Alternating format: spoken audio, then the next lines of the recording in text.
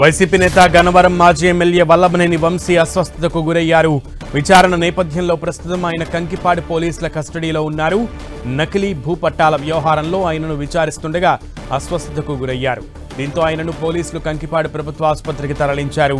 డాక్టర్లు చికిత్సను అందించారు. అనంతరం ఆయనకు వైద్య పరీక్షలు నిర్వహించారు. సమాచారం అందుకున్న వంశీ సతీమణి పంకజశ్రీ కూడా ఆసుపత్రికి వచ్చారు. ఆరోగ్య పరిస్థితిపై ఆరా తీశారు. మరోవైపు వంశీ నకిలీ ఇళ్ల పట్టాల కేసులో విచారణను ఎదుర్కొంటున్నారు. నూజివీడు కోర్టు వంశీని విచారించేందుకు అనుమతి ఇవ్వగా ప్రస్తుతం ఆయన పోలీస్ కస్టడీలో ఉన్నారు. ఈ నేపథ్యంలోనే నిన్న కంకిపాడు పోలీస్ స్టేషన్లో వంశీని విచారించారు.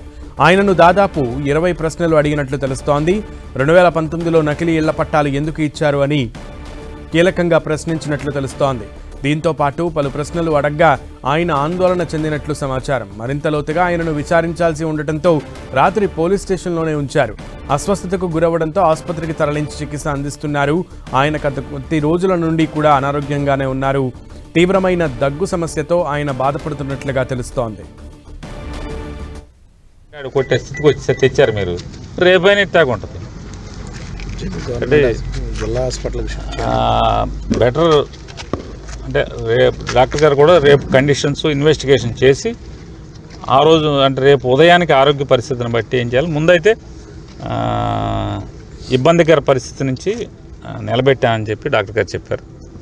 సో వైద్యాధికారులకు థ్యాంక్స్ చెప్తూ అట్లాగే ప్రభుత్వాన్ని కూడా ఈ రకంగా ఆరోగ్యం పాడైపోయి చంపేసేదానికి ప్రయత్నం చేయటం కూడా ఇది పద్ధతి కాదు మీకు అని చెప్పిన కూడా ఎవరైతే ప్రభుత్వం నడిపి ఇవన్నీ చోద్యం చూస్తూ ఈ ఉప్మా వండినంత సులువుగా తప్పుడు కేసులు కట్టించే పనిలో ఉన్నారో వాళ్ళకి చెప్తున్నాం.